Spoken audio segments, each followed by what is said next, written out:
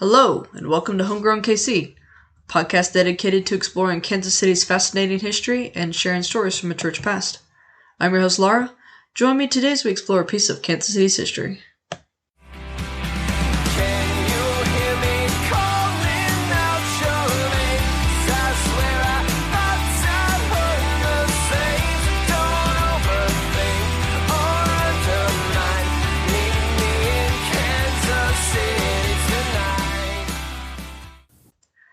Welcome back, listeners, and welcome to my new listeners. If this is your first time, though, I would please ask that you pause here, go back and listen to part 1, then you can listen to this one.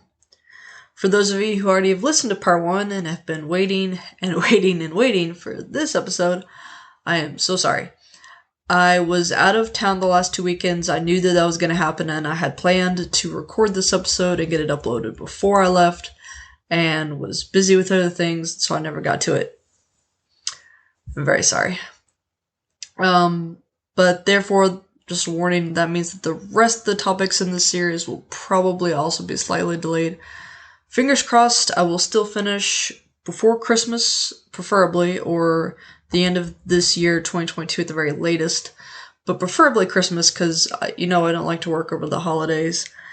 And I am also planning to travel a little bit in December. So, we'll see what happens, but I'll do my best. Speaking of holidays, yesterday was Diwali, so happy Diwali to my South Asian listeners. Diwali is the festival of lights, and it celebrates light and good triumphing over darkness and evil. Always a good thing to have and to celebrate, because, sometimes we just get too overwhelmed with all the evil we see in our world, and we totally forget about all the good that's still there. Quick announcement, though, if you live in Argentine or Turner, Kansas, the Hub, HUB, the community garden in Argentine, is having a big work day on November 5th from 9:30 to 12:30. I really hope y'all can come out. We are getting some trees, some fruit trees. We're going to have an orchard. Very exciting. So we're getting bush cherries, blackberries, jujubes, which I've been told is some kind of fig, or kind of like a fig. Let me know if you've ever had one. I haven't. I'm very excited to try it in a couple of years when it produces. Peaches, pears, and Asian pears. We're going to have coffee and donuts for breakfast. There will be a kids activity. We have a playground on site. We're also going to have fresh bread and homemade soup for lunch when we're all done. And, like I said, we could really use your help. It's going to be a lot of work. We're also planting garlic that day because you plant it in the late fall and you let it grow over the winter. I know, crazy, but it happens. And then you can harvest it in early summer. This is a really great way to connect with your neighbors and your community and to give back. All right, here we go. Let's get it back into this. This is topic 1, part 2, the Empress Theatre of series 6, Historic Theaters. Like I said, I hope you've already listened to part 1. I guess you could technically listen to this one first, but come on, it's part 2. Please listen to part 1 first. Also, if you enjoy this topic, then I think you will also enjoy series 2, Paris of the Plains, which is all about the Prohibition era in Kansas City, and Tom Pendergast. Alright, recap. The Empress was built in 1910. Architect unverified. Listen to part 1 to find out why. By Sullivan and Considine Vaudeville Circuit. They had a few good years, but they quickly went downhill and attracted fewer and fewer quality vaudeville and burlesque shows. So in 1936, the theater was rewired for sound so that they could show movies, but this did not save them, and the theater was closed in 1940 and razed to the ground. Alright. Now, let's talk Sullivan and Considine. John Considine of Sullivan and Considine is fascinating. Dude had a wild life. Really reminds me a lot of Pendergast, actually. My sources describe him as, quote, a big man standing 5 feet 11 with a portly build. He was a good dresser and a good talker, smooth and affable. He could mix comfortably with people from all walks of life. He didn't gamble or drink alcohol, and he later developed a reputation as a devoted family man. End quote. But he could also be violent. He had several arrests. He owned several gambling houses and theaters. They're also, he and Pendergast are born about the same time, and they're also both Irish. So I see a lot of similarities.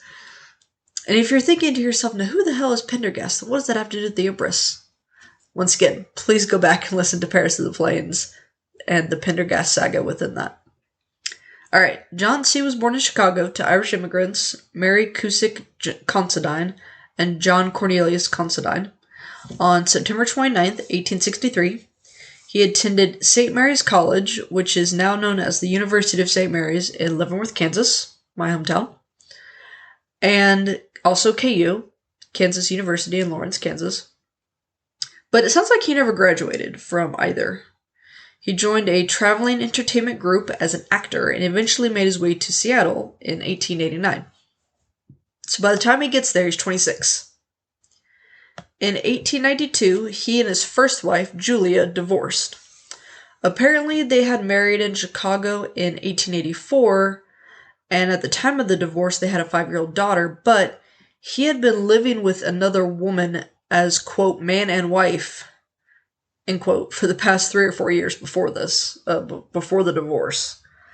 So, based on this, my thinking is they got married, they immediately had a baby, and he also immediately stepped out. My source quoted a newspaper article about the divorce proceedings, but it didn't say who filed for the divorce. I kind of hope it was Julia, like, I'm tired of your shit. Anyway, his second wife, the other woman, was Elizabeth Ann Donlan, Donnelan. She was born in 1871 and died 1962. It's a really long life, I just realized that. But they were married for over 50 years, which is super impressive. And I guess this is why he has a reputation as a family man. Together they have 3 children. Florence, born in 1890, died 1980. Ruth, born in 1893, death unknown. And John William Jr., born in 1898, died in 1961. So after moving to Seattle, John opened and ran a, quote, box house called the People's Theatre at 2nd Avenue and Washington. A box house was part theater, part bar, part gambling house, and the waitresses doubled as prostitutes. So basically, it's like all those old-timey Western saloons that you see in pop culture movies. And oh my gosh, back to Pendergast for a hot second. Their nicknames are even super similar. So JT Pendergast is called Boss Tom or just The Boss. And John C. was sometimes called The Boss Sport or The Statesman. Love it.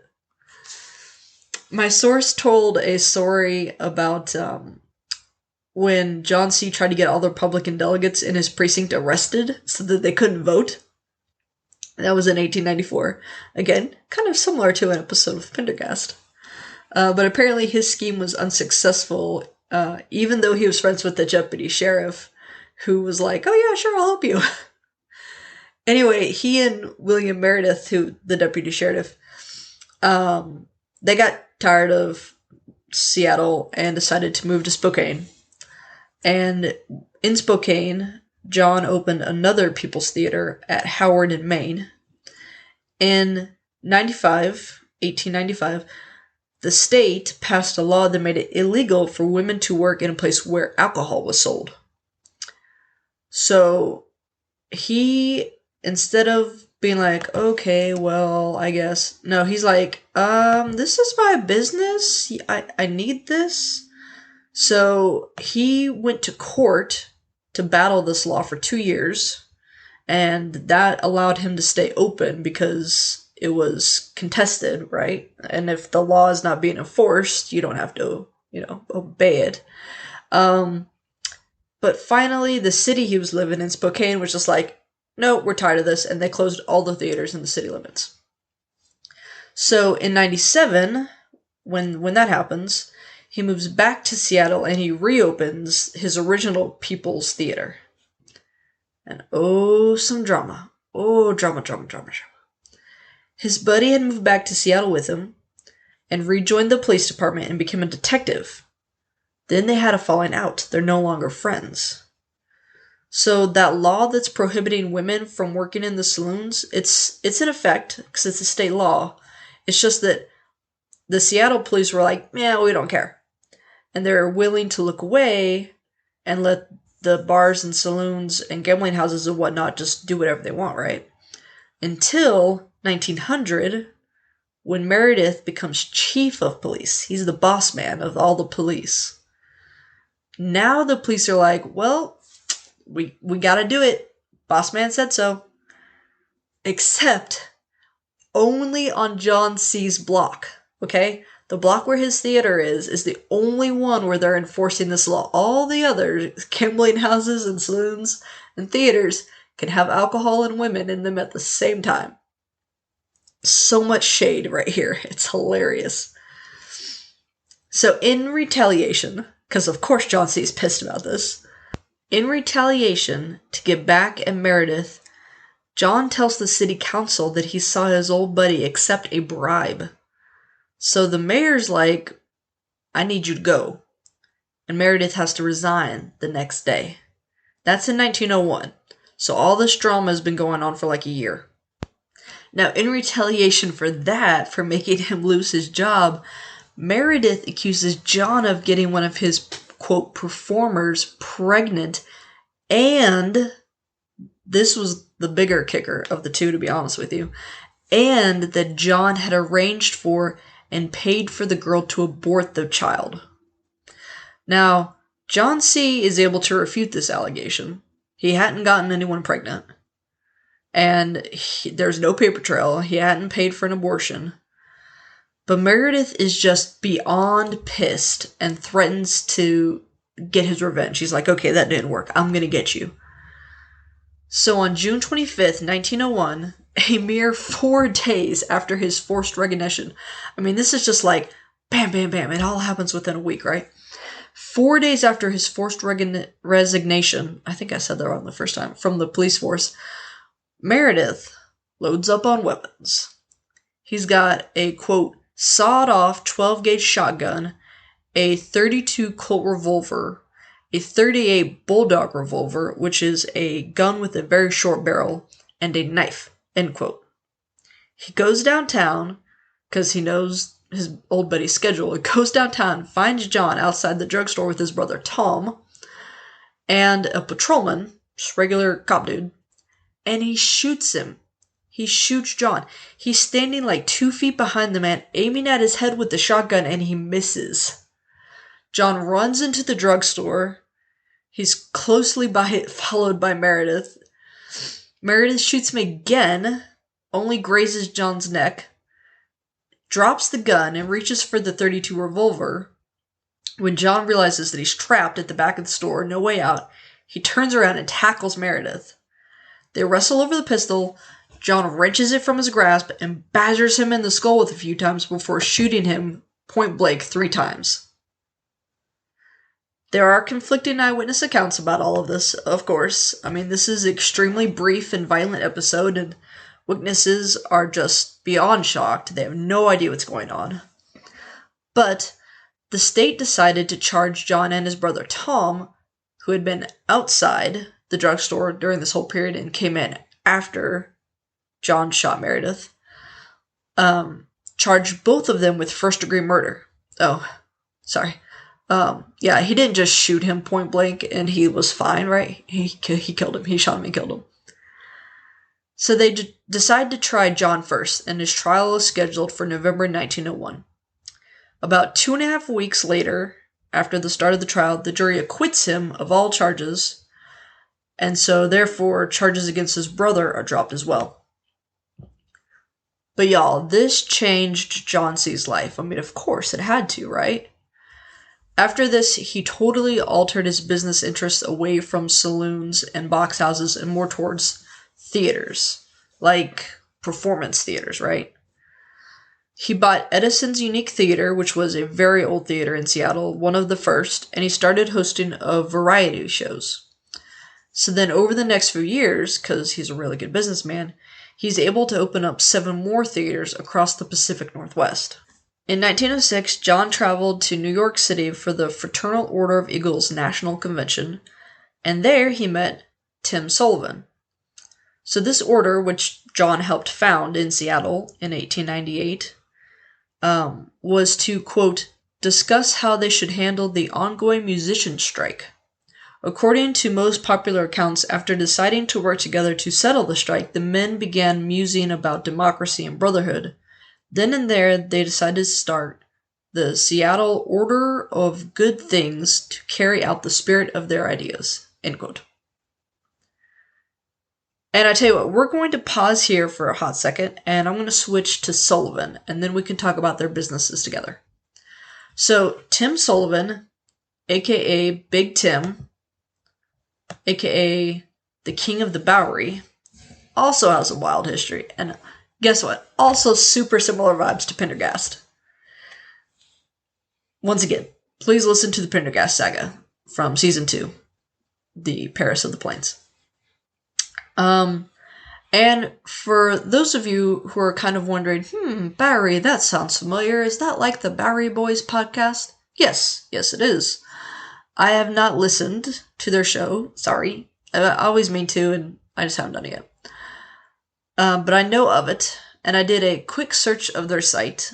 So while I didn't see that they specifically have an episode on Big Tim, and I could be wrong, I'm sure that they talk about him, and it appears he may have been a character in several of their episodes, even if he wasn't the main character. Anyways, so, who is Big Tim? Timothy Daniel Sullivan was born July 23rd, 1862 in New York, New York. Surprise, surprise. And, sorry, I didn't mean to sound quite so sarcastic, but honestly, here, let's try this again. Surprise, surprise!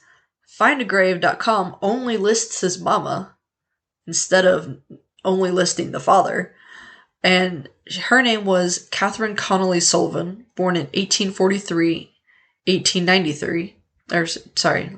died in 1893. There we go. Thankfully, I did find his daddy's name on another site. His father was Daniel Sullivan.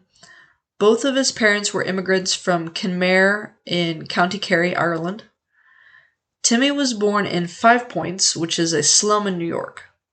According to People Pill, a website about famous people, Daniel fought in the Union during the Civil War, but, sorry, for a second I got confused. This is Daddy Daniel. Fought in the Civil War, but he died of typhus in 1867 when he was only 36, leaving behind a wife and 4 children. Then in 1870, Catherine remarried Lawrence Mulligan, and they had 6 children together. This biography also called Lawrence an alcoholic. So what was it like for little Timmy growing up? Well, he's living in a slum, and I'm not saying that derisively, it's actually a slum. And he's one of 10 children, so life is really hard for him. From what I read, 5 Points was, quote, the most dangerous and notorious neighborhood in the history of New York City, end quote. It was near what is now modern-day Columbus Park, between the Civic Center and Chinatown, and it was built upon the former site of a pond. The pond was drained in the late 1700s. The houses there were cheaply made, very cheaply made, and because this used to be a pond, the ground is still really loose and wet and unstable, so the houses are not stable. During the mid-1800s, it was largely populated with Irish immigrants, but other minority groups lived there as well, just primarily Irish. Therefore, it's also the home turf of the Irish Mafia. Have any of y'all seen the movie Gangs of New York or read the book? That all takes place inside 5 Points. So, like I said, he's having a hard life growing up, right? Super poor. I wouldn't be surprised if he started out with mafia connections really young. By the time he's 22, he owned or partially operated 6 saloons. So he's got a good head for business. Okay, good. In 1886, which is he's 22 at the time, he married Helen Fitzgerald, And this, according to my source, is when he really got involved with the machine. So, refresher course on the machine, if you haven't listened to Paris of the Plains. The machine is in reference to machine politics, which dominated the early 20th century. Basically, it's the only way the shit got done back then.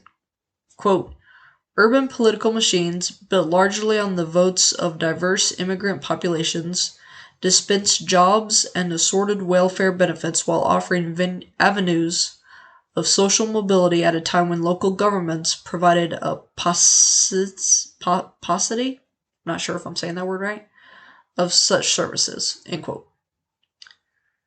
Again, quote, by 1892, Tammany Hall leader Richard Kroger appointed Sullivan,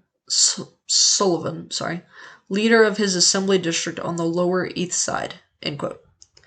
Alright, so Tammany Hall, aka Tammany, is the executive committee, I'm really stumbling on my words now, I'm sorry.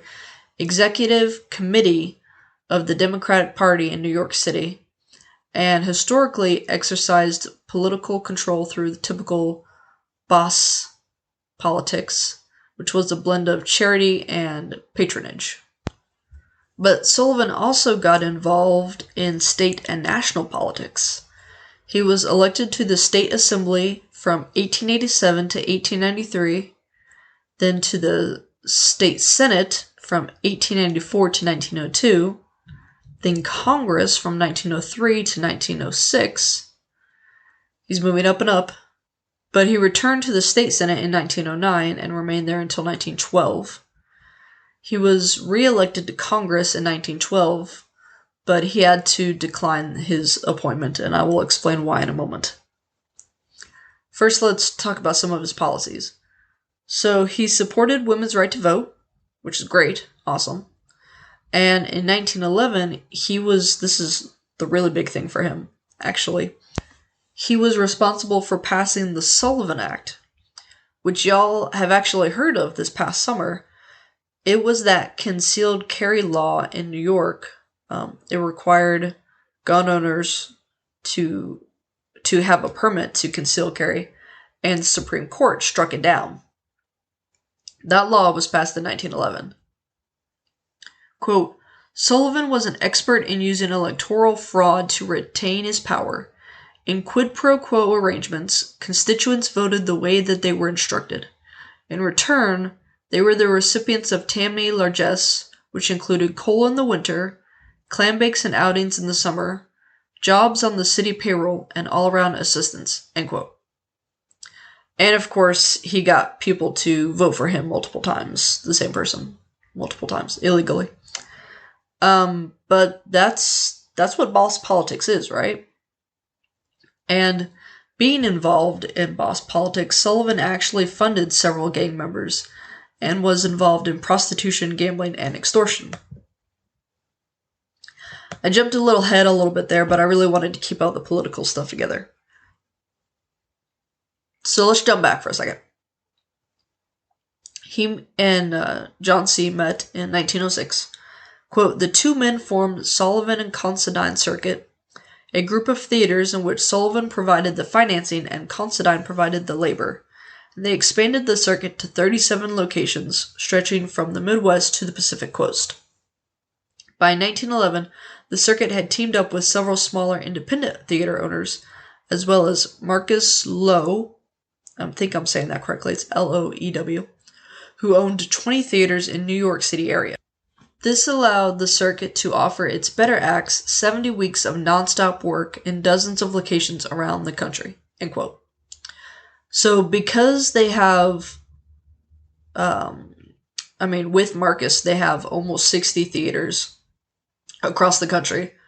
They can be like, okay, Troop A, Troop X, you can work in New York for a week, and then we're just going to move you across the country, and you're going to have 70 weeks of work. So the reason that Big Tim declined his seat in Congress in 1912 is because he had syphilis, and he died in 1913. And that sucks for him, but it's actually worse because even before he died, his brothers, and I want to say maybe a couple of his sisters too, had him legally declared insane, which, if you know anything about syphilis, is probably true. It starts off with, like, physical deformities, and then it attacks your mind, and you really do just lose everything mentally, right? And then it kills you. And they did all that because they actually wanted to be able to access his money, and that didn't quite happen. But to have your family turn on you like that and be like, ha ha ha, bye-bye, that just sucks. Anyways, his sole legitimate daughter had died in infancy, but he had fathered at least 6 other children with various mistresses. Try that again. Mistresses. There we go. Most of whom were famous actresses. After Big Tim's death, their joint business, the Vaudeville Circuit, which he had been bankrolling, went totally downhill. So Considine tried to make a deal with Margulis, who had other business dealings outside of this with Sullivan. Lowe agreed to buy up some of the theater houses in the circuit, but then he backed out at the start of World War I. So foreclosures on the Sullivan Considine Circuit began in 1915, which is just after the start of World War I. John C. moved to LA sometime before 1922, and he lived there for the remainder of his days. He died in February 1943. His son, John Jr., was a famous movie producer, and his grandsons, John and Tim, were both famous actors. That will be the end of today's episode. Thank you for joining me as we explored this piece of Kansas City's history. I had a lot of sources for this episode. Findagrave.com, peoplepill.com, historylink.org, the Encyclopedia Britannica, and the Encyclopedia of Chicago were my main sources. I hope you will consider supporting the show. If you want to, you can subscribe to patreon.com/homegrownkc or redcircle.com/homegrownkc.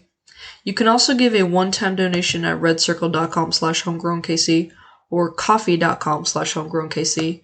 That's spelled ko-fi.com/homegrownkc. If you become a Patreon subscriber, you can give as little or as much as you want a month, even as little as $1. When you sign up and create an account, then subscribe to the show, you will be charged that day, and then on the first of every month following. If you become a Patreon, you get 3 things: an item from the merchandise store valued at $5 or less, a shout out on every episode and social media post. So thank you for your continued support, Bjorn, Joan, and Gina. You also get access to exclusive bonus content featuring local historians, archivists, and museum experts. Everyone who simply donates will receive a shout out on the next available episode, but you do not get anything from the merchandise store or access to that bonus content. However, I really love this. If you give a donation on Coffee, 1% automatically goes to help fight climate change, which is really serious, y'all. Quick aside. Last weekend, when I was driving home from seeing family in Oklahoma, we drove through a literal dust storm. So, all the crops had been harvested, so all that was left was the topsoil. And we were driving through 20 to 40 mile an hour winds, kicking up all that dust. It was literally like driving through fog. And so, as I'm riding along, I'm like, I wonder. Well, turns out dust storms have become increasingly popular over the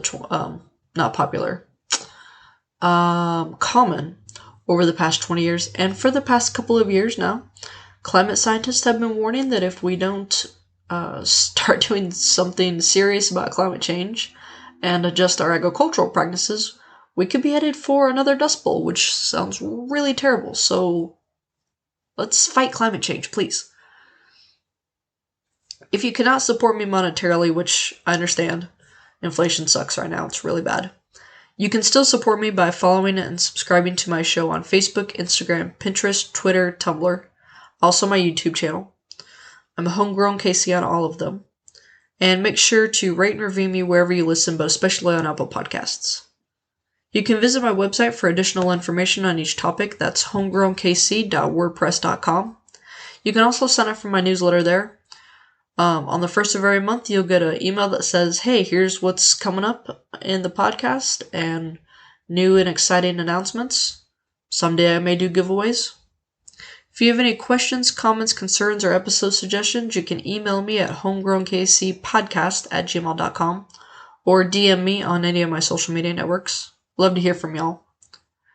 If you want to check out what merchandise is available, you can go to www.zazzle.com/store/homegrown_kc_store. That's zazzle.com/homegrown_kc_store. And I don't know what's currently on sale, but there's always a sale going on there. And I've got a lot of stuff available.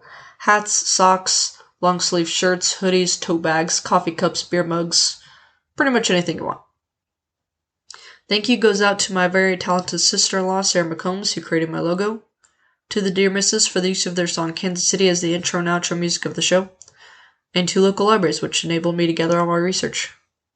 Thanks for listening. Cheers!